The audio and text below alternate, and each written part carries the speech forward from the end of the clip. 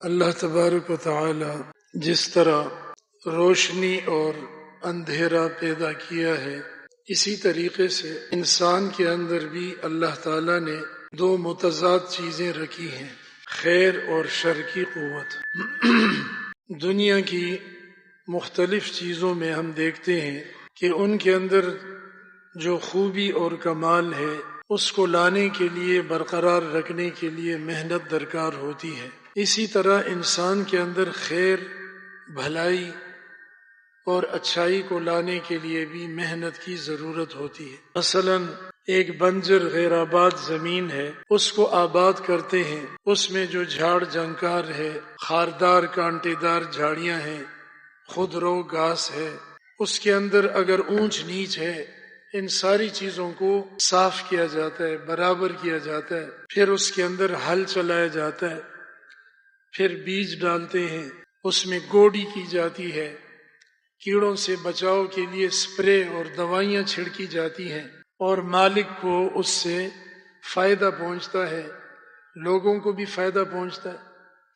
مالک کے گھر میں پہلے غلہ آتا ہے، پہلے سبزی آتی ہے، پہلے پھل آتا ہے، پھر مارکیٹ میں، منڈی میں، دکانوں پر لوگوں تک وہ چیزیں پہنچتی ہیں۔ لیکن اگر اس زمین کا مالک اس پر محنت چھوڑ دے اور گوڈی کی جاتی ہے، حفاظت کی جاتی ہے، وہ محنت چھوڑ دے تو خود بخود اس کے اندر جھاڑیاں اگ آئیں گی، وہ باغ اجڑ جائے گا، اس کے درخت پھل دینا چھوڑ دیں گے، اور آہستہ آہستہ درخت خشک ہو کر ختم ہو جائیں گے، وہ خود بھی باغ اور کھیت کے غلے اور پھلوں سے محروم ہوگا، اور آہستہ آہستہ دوسرے لوگ بھی محروم ہو جائیں گے۔ اسی طریقے سے کھانا ہے، اس کو مرغن، خوشبودار، ذائقہ دار بنانے کے لیے ایسے ہی چاول ہیں، ایک ترتیب سے پکتے ہیں، لیکن اگر اس پر اس ترتیب سے محنت نہ کی جائے، ترتیب بدلنے سے بھی وہ ذائقے اور وہ فوائد کم یا ختم ہوتے ہیں، اور اس کو خوشبودار اور ذائقہ دار رکھنے کے لیے بھی پھر ایک محنت اور ایک احتیاط کرنی پڑتی۔ عرض میں دا کولو عزیزانو چی ہر چیز مجاہدی مراحل و نتیریگی اغا قیمتی جوڑی اور محنت سے پکم چیز باندیوشی اغی کی خوبی او کمال پیدا کی گی، صفات پیدا کی گی، اور کا محنت پیو نشی آغا چیز بے قیمت ہے، بے کمال ہے۔ ذاتی کمال بالذات چکم ہستی کی کمالات تھی، اغتا دا ہس چیز ضرورت نشتہ دے، صفات داغ پا ذات کی دی، طول صفات مجموعہ دا کمالات دا خوبیانو مستجمع لجمیع صفات الکمال، واجب الوجود، حی قیوم، اول و آخر، اغا کم ذات تے، اغا ہم دا اللہ ذات تے، اغا چانم کمال ندے اغشتے، چانم سندی اغستی، داغ پا ذات کی انکا حمید مجید، اے اللہ تا پخپل ذات کی دا طول خوبیانو مالکی، ہر قسم بزرگی تال رخائی استا پا ذات کی موجود دا۔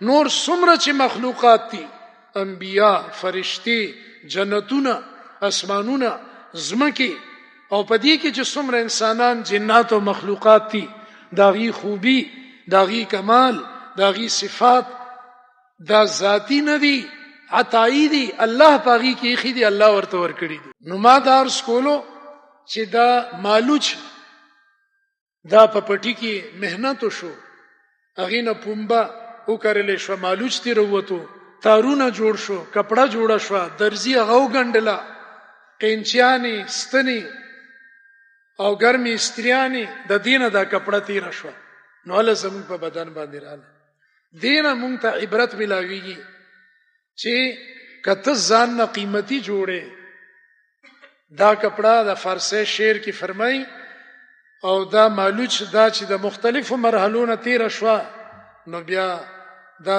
انسان دا بدن زینت جوڑ شو۔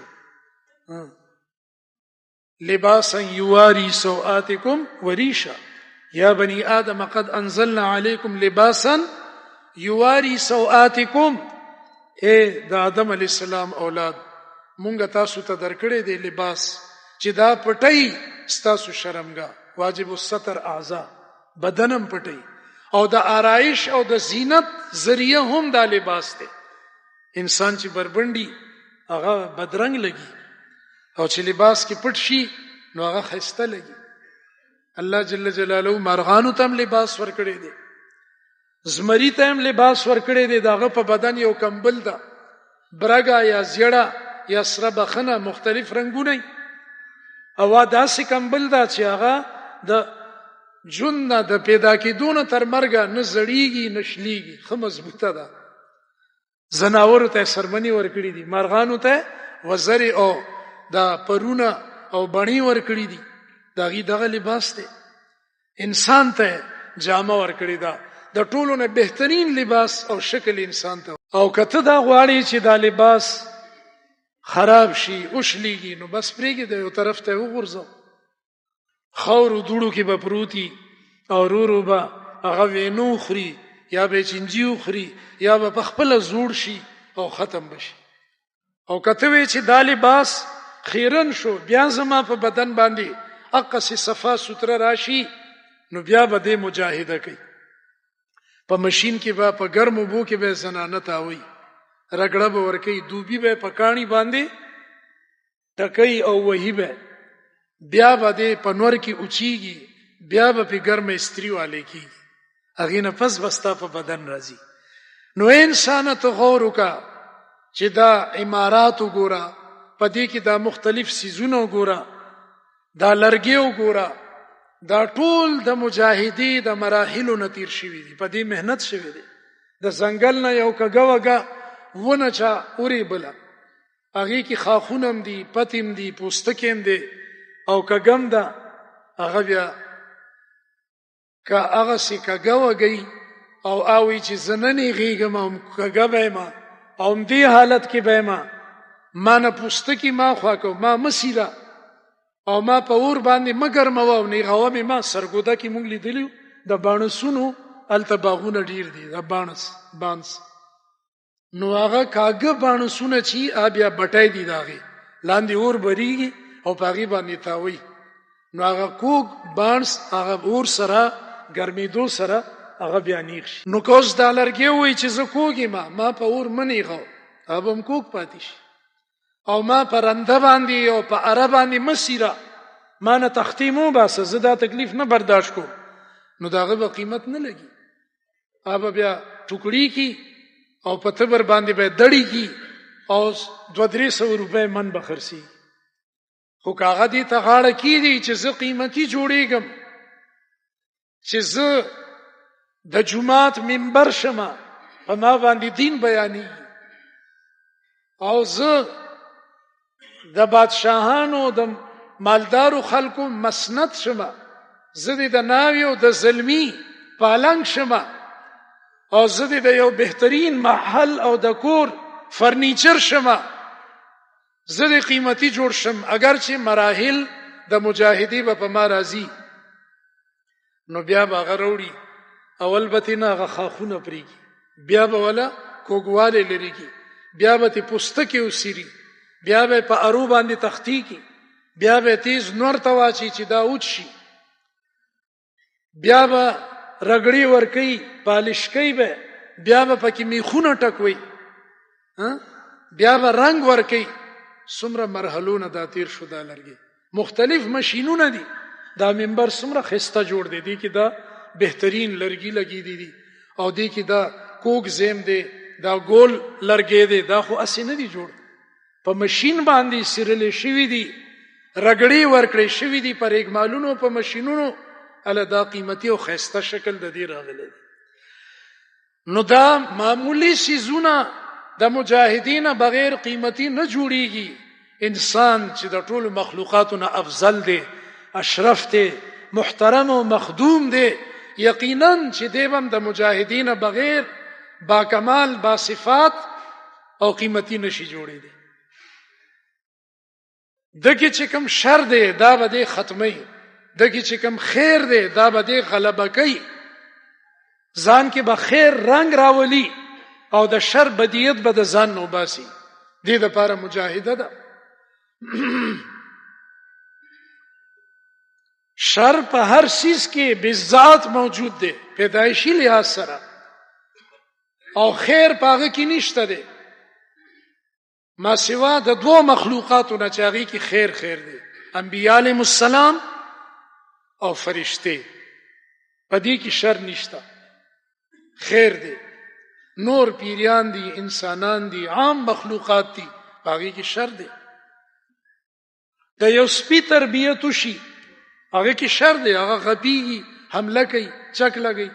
خو چې داغي تربیت وشي او هغه معلم شي، مکلبین تعلمونهن مما علمکم الله الا کلب صید او ماشیه. قرآن او حدیث کې د دې ذکر راغلی دی. حفاظت د پاره تیار کو نو د مالک په اشارو باندې بیا غاپی زیم او رازیم او ټول شپه وی خمی، او د مالک په اشارو باندې هغه ښکار پسې منډم وای، او چې واپس ورته आवाजو کی ښکاری خلو کی اشارو کی چې پریدا غرزی، حالانکه تازه غوخه ده.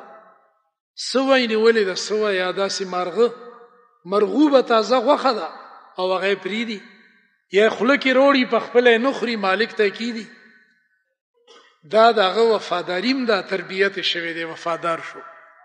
او که عام سپیوی هغه ته د لس سړي چغي وای، هغه خله نو چتای، هغه غسیس خوري او خله کې به وړي چرګیو نیو بل شي نیو، هغه د چانه مني. خود د تربیت شوی دی، دا قیمتي جوړ شو، دا سپه د قیمت لګي، خرسيږي. قیمتي سپي په لکونو کې خرسيږي، بعضی سپي بار ملکونو کې. د ښکاری سپه دی، د ساتل جایز دی په شریعت کې.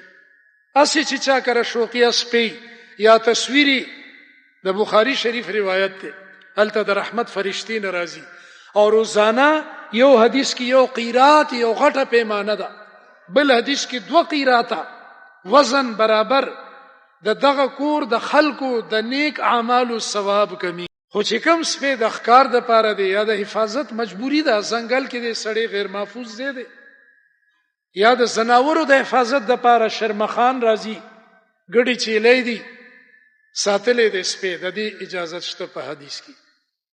نو دا سپه قیمتي شو، شرعاً د دې د ساتلو اجازه ده، او دا خرسيږي، او دا د مالک په نظر کې مخده د دې هغه حفاظت کوي، خوراک ورته ورکي، او د خکار هغه ذبح استراری کی رااله، بسم الله الله اکبر بسم الله الرحمن الرحیم ویلو، او خکار پسې پریخون کې مسلمان دی، کلمه ویلی وا، او هغه خکار زخمی کو، مالک ته چې را رسول هغه غینه مخ کې مړ شو، نو دا د ذبح استراری په حکم کې راځي، او دا جایز دی، حلال دی چې وینه ته نوخ. دا سپه د چاړو قائم مقام شو، دا غنیول او شلول دا د ذبح قائم مقام شو، د تربیت مراحلو نتیر شو.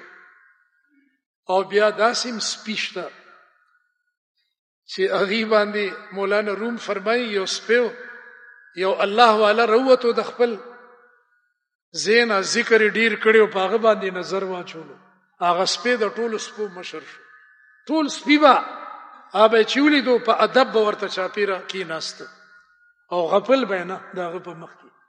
الله جل جلاله په زناورو کې احساس او ادراک اخیدي، او اثر قبل ولد ماحولنا، او د اصحاب کهف سپه خو مشهور دي، دا خو قران کې ذکر دي، وکلبهم باسط ذراعيه بالوصيد، چې دا الله والو صحبت ته د سپه لاړو نو دی به انسان جوړیږي، هغه سره به جنت ته. نو انسان د پاره زما محترمو د اصلاح ډیر ضرورت دی،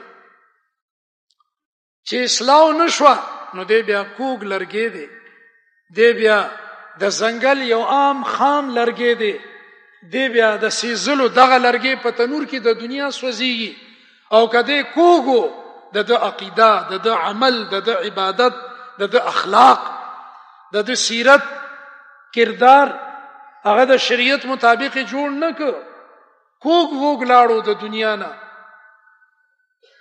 مرګ نه پس ورسړي نیغ شي کنه، هغه د مارو د منګک وی د منګکوري دوستی وانو، یو سوري کې به وسیده یو سوړه کې نو چې منګکورې به کله رالو نو مار به کوږ وږ پروتو. نو هغه به ورته ویل یاره لږ نیغ پروزه، ویل ما ته لارم بندې، ته چېرته نیغېږم که نه همیشه کوږي. هغه ویل دا زما فطرت دی او زما مجبوري ده. چیچل او بلکې زهر منتقل کول دغسې کوږ وږ یا داسې راغونډ شي د جلیبي په رنګ، او یا که پروت هم وي نو لږ ډېر کوږ وږي، بلکل نیغ نی. نو یو ورځ چې منګکورې رالو هغه سوړي ته کور ته، نو مار بلکل نیغ پروتو. نو خوشحاله شو چې یاره نن خو زما خیال ساتلی دی او کوږ نه دی، ما ته به تلو راتلو کې تکلیف نی. نو بیا هغه چې څه پنجه منجه ورسره لګولې داسې حرکت یې کړی دی، نو هغه مړو. ویل اوهو، ویل یاره مرګریا، ویل نیغ خوشوي خو د مرګ نه پس.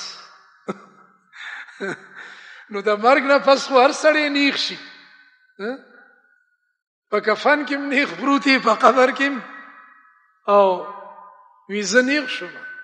غټ غټ باغیان نافرمانه دغه وخت کې بیا توبه وباسي. فرعون توبه وکړه، آمنت بالذي آمنت به بنو اسرائیل وانا من المسلمین، زه توبه وباسم. جبرئیل امین بعضی مفسرین لیکي خوله کې ورته دغه دریاب هغه خټه ورو منډله چې الله ارحم الراحمین دې دې ظالم دې وخت کې رجوع کا، اگر چې ان الله يقبل توبه العبد ما لم يغرغر. قانون دی چې د مرګ او د ځنکدن حالت شروع شي، عذاب راشي، بیا توبه نه قبلي. نو الله فرمایل الآن وقد عصيت قبل وكنت من المفسدين. اوس ته توبه وباسي چې مرګ دی ولیدو، د مرګ فرشتي د جن نه امید شوي، اوس توبه قبلي نه. دا غینه مخکې مهلت ته سانس او چانس دا دواړه دي. او مونږ ته پته نشته. سو کاله مخکې مولانا عدنان کاکا خیل سے بیان کې اعلانم بیا کړو، یو ځل فرمایلی دلته کې اجتماع شو او مراقبه د مرګ شو د شپې. سحر بیا مولانا دا فرمایلی دا واقع بیان کړی و. یو ملګری او رکشا چلوله، هغه مراقبه کې مو جړاګانی دعاګانی ماشاءالله سړی ګنا نه صفا شي. حدیث کې موجود دی. هغه چې کور تتلو رکشا کې د شپې مجلس نه بعد دغه جی ټی روډ ته چې ورسېدو، نو هغه مخه په ټرک رالو، گاڑی رالو، ویوالو، پزې غریب مړ شو. نو ګوره هغه ته دا یقینو صحیح سالم چې زما لږ وخت پاتې دی، زه به زما د مرګ مراقبه مې وکړه او دا اوس به ما را روانه ده دلته چې زه به مرمه، ماله به غسل راکوي، کفن راکوي، کور نه به مې جنازه وځي.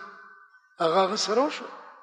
نو د زندگی صفته ده کیا بھروسہ ہے زندگانی کا فقط ایک بلبلا ہے پانی کا. د بڑبڑقه پرنګي انسان داسي ناپایدار دی. نو زما محترمو د انسان په ذات کې شر موجود دی.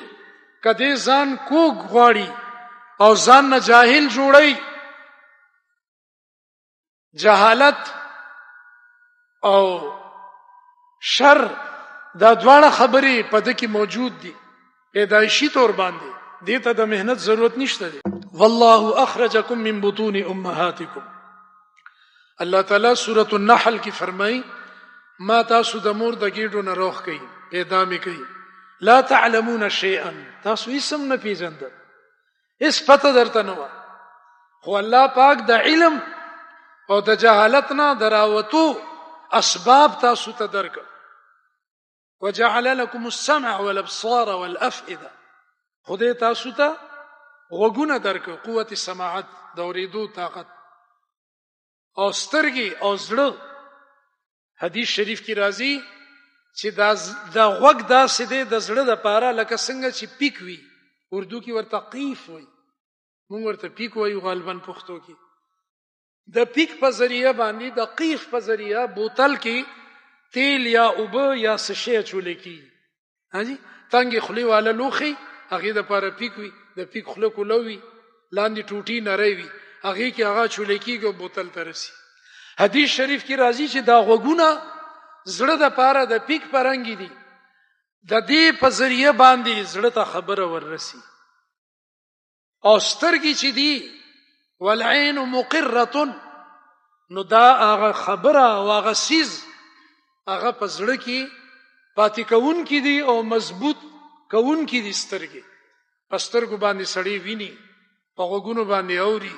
دا د هدایت هم لاري دي او دا د گمراهۍ هم لاري دي.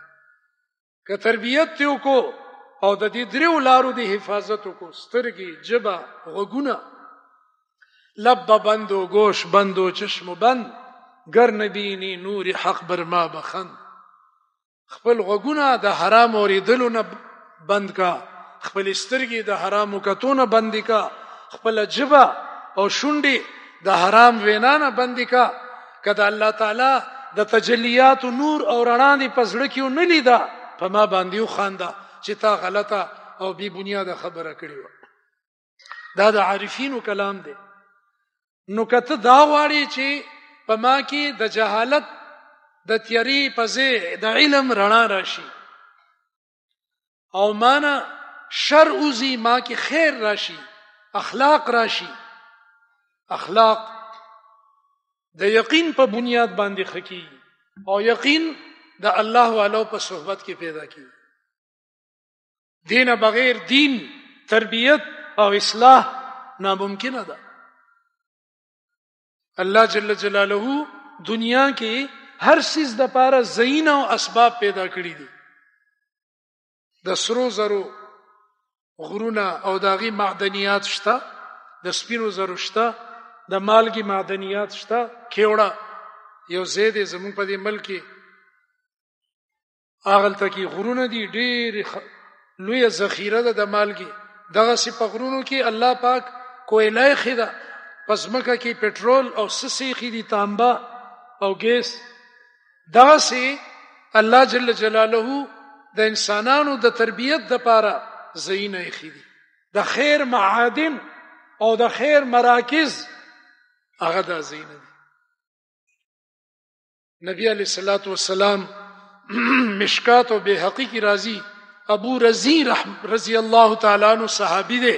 هغه ته فرمایل چې اے ابو رزی، تا ته د دین بنیاد او د دین د ټولو شعبو، د ټولو احکامو د صحیح کېدو او د یو ځای کېدو او د اصلاح یو بنیادی خبر او خیم. علیک بمجالس اهل الذکر، ته په ځان باندې لازم وګرځوا. نو ته د الله تعالی په ذکر کې زیات نه زیات ځان مشغول سات. او یو صحابي ته پوښتنه ایو الناس خیر، ټولو کې بهترین انسان ویل چې دا چا عمر زیاتی عمل خسته. بیا ته پوښتنه ایو العمل افضل. ګوره دا دې کې مونږ ته سبق ته چې مربي پکار دی، استاد پکار دی. صحابه کرامو به سوالونه کول، نبی علیہ السلام به داغي تزکیه کوله، هغه ته به جواب ورکولو. دې کې علم هم دی، دې کې تربیت هم دی. څنګه چې په مدرسو کې علما علم خي، دغه سي اهل الله په دې روحاني مراکزو کې تربیت کوي او تزکیه کوي. نو حدیث شریف کې د دواړو د مجالس او اهمیت، فضیلت او ترغیب راغلي دي. تاسو د علماو مجالس اختیار کړئ، تاسو د اهل الله مجالس اختیار کړئ. الله جل شانه به تاسو ته حکمت نصیب کړي. او حکمت په دوه صفاتو باندې ملاويږي. مشکات شریف کی راضی حضرت لقمان حکیم علیه السلام ته چې د دې په نوم باندې یو وشتمه سفاره کی صورت هم ده. د الله یو مقرب بندو، د مقربینو ذکر نمونو سرم قرآن کې راغلي دي. لکه حضرت زید رضی الله عنه صحابي نوم راغلي دي، حضرت مریم نوم راغلي دي، د عیسی علیہ السلام د مور د انبیاء نمونه دي. دغه سي د لقمان حکیم نوم راغلي دی. او اذ قال لقمان لابنه سوره لقمان کې اغینا چاته پوسو کو چې تا ته د دومره اوچت فضیلت او کمال او حکمت څنګه ملو شو؟ هغه فرمایل چې په دوه خبرو، په دوه صفاتو، یو صداقت او یو امانت. زه چریم دروغ نه ویم، په عقیده کې رښتونه ما، په عمل کې رښتونه ما، چې سمې پزړه کې هغه مې په جوی په دې کې رښتونه ما. په تنهایی کې چې څنګه يم د خلکو په مخ کې ما غسیمه او د خلکو په مخ کې چې څنګه یم هغه سي تنهایی کې کوم. کم بنده چې د خلکو په مخ کې څنګه مونږ کوي هغه سي تنهایی کې اوږد مونږو کې اوږدې سجدیو کې توجه سره ذکر وکي. الله فرشتو ته وی چې دا زما بنده صادق او رښتونه دی، د خلوت او جلوت یو دی، د خلکو پروا نه کوي. ساری دنیا آپ کی حامی سہی، ہر قدم پر مجھ کو ناکامی سہی، آخرت میں نیک نام رکھے خدا، اس جہاں میں میری بدنامی سہی. ټول دنیا دی تا سره زدی تنهایی ما خیر دی، خو چې یو الله ما سره دنیا کې دې زه بدنام یم، آخرت کې دې ما خدای نیک نام کی. د مخلوق پروا مکو چې هغه ستا تعریف کوي که مذمت کوي، تعالی صدر کوي که نه در کوي. امید او خوف، طمع او خوف یره دا دواړه الله سره چی شي، دا صحیح یقین دی او دا صداقت دی. نو زما محترمو د اهل الله صحبت ته چی راشي، الله پاک مونږ ته حکم راکو تقوا اختیار کړي او صداقت ځان کې راولي. د دې دواړو زینه امراته خو الله پاک ها الله دنیا دارالاسباب پیدا کړی دا، هر چیز د پاره یو سبب دی. کته بد جوړیږي د بدو صحبت ته لاړ شه، په ځان مهنت وکوه، او کته ښه جوړیږي په ځان مهنت وکا د نیکانو صحبت ته راشه.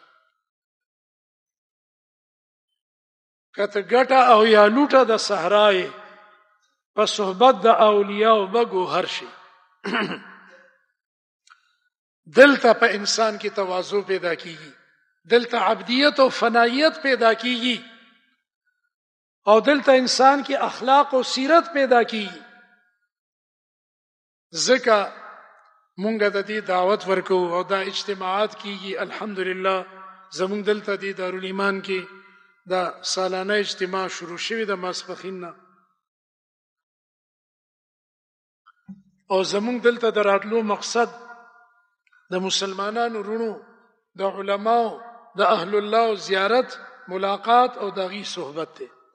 کوم ځای چې مسلمانان یو ځای شي الته خیر او رحمت راوړيږي، کوم ځای کې چې علما یو ځای شي الته رحمتونه نازلېږي، کوم ځای چې اولیاوی الته الله جل شانه رحمت نظر سره مجمع ته ګوري، او په اولیاء چې کوم برکات نازلېږي، فیوزات، تجلیات، هغه نه د نور زړونو تم هغه نور او رڼا او رحمت منتقل کیږي، ټول ته نه مستفید کیږي. که یو سړی دلته یو غټ بلب ځان ته ولګي نو چې کوم چاپیره خلکی هغه تم رڼا ملاوي.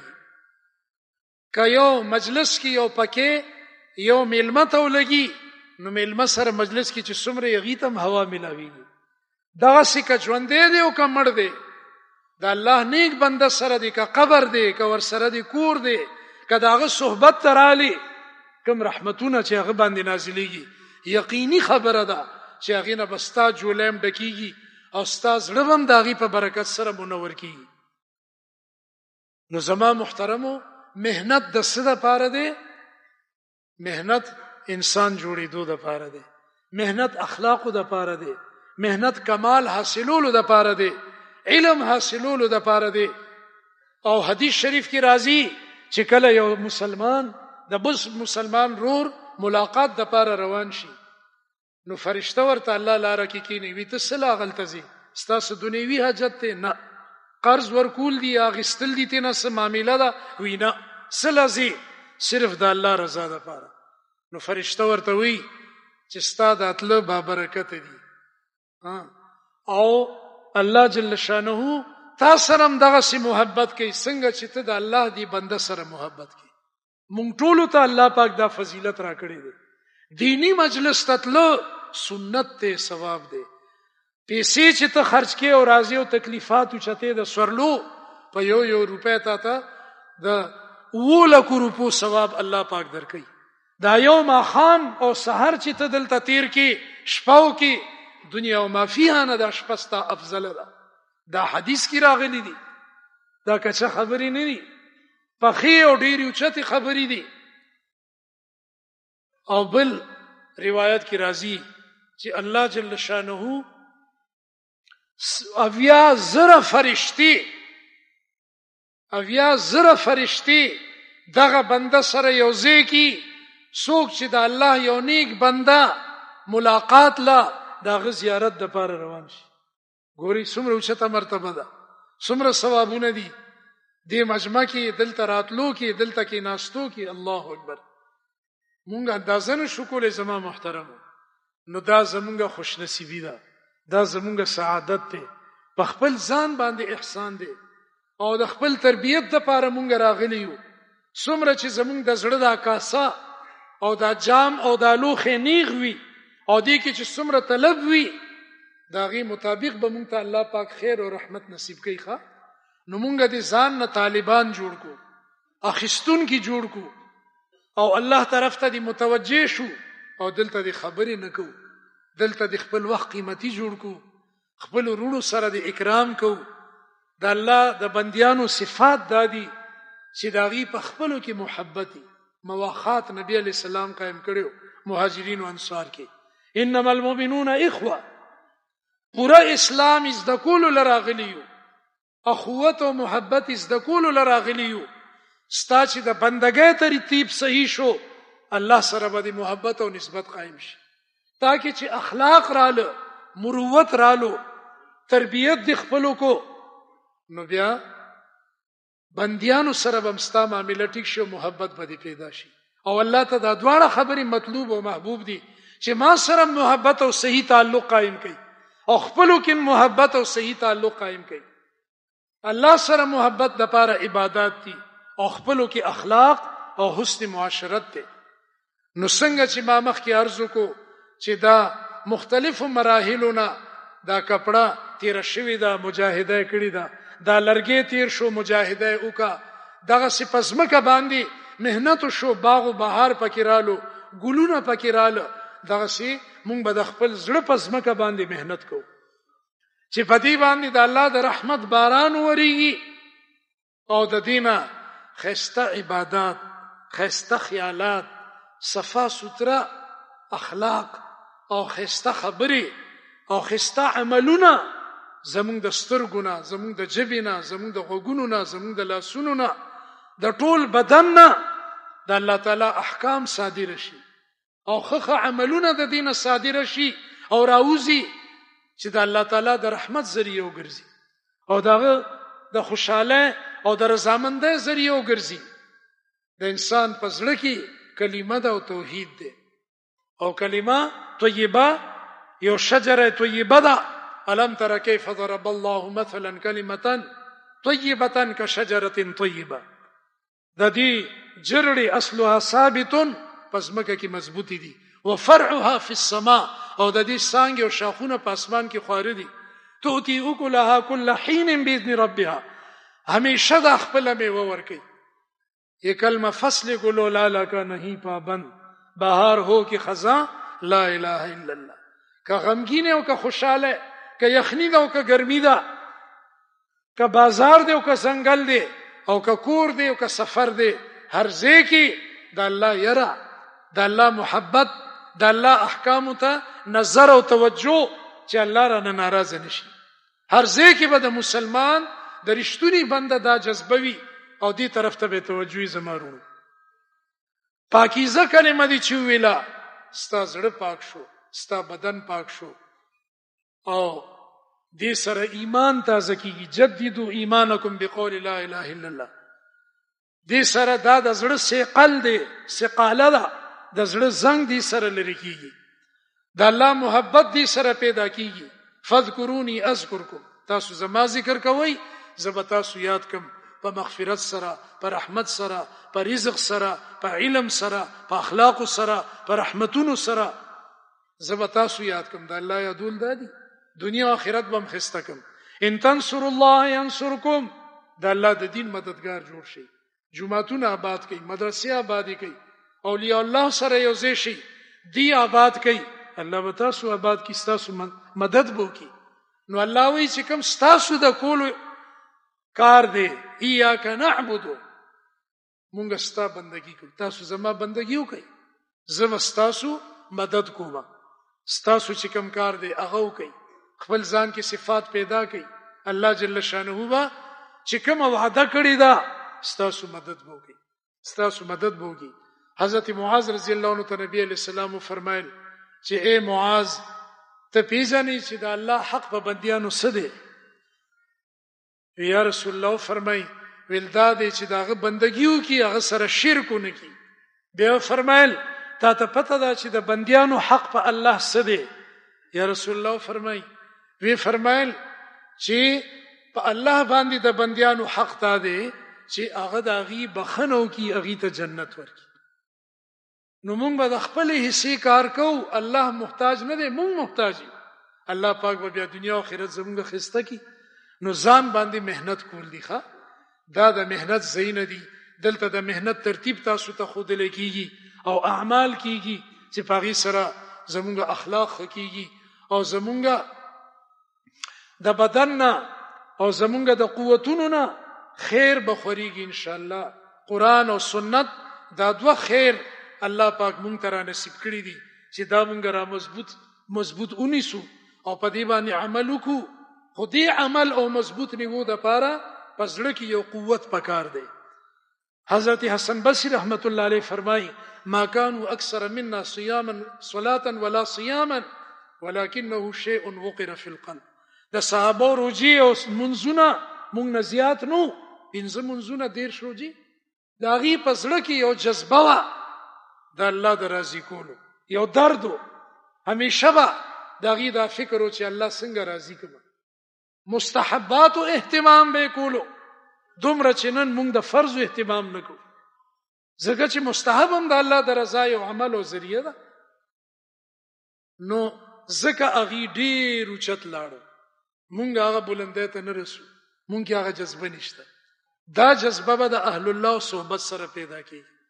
نہ کتابوں سے نہ وعظوں سے نظر سے پیدا، دین ہوتا ہے بزرگوں کی نظر سے پیدا.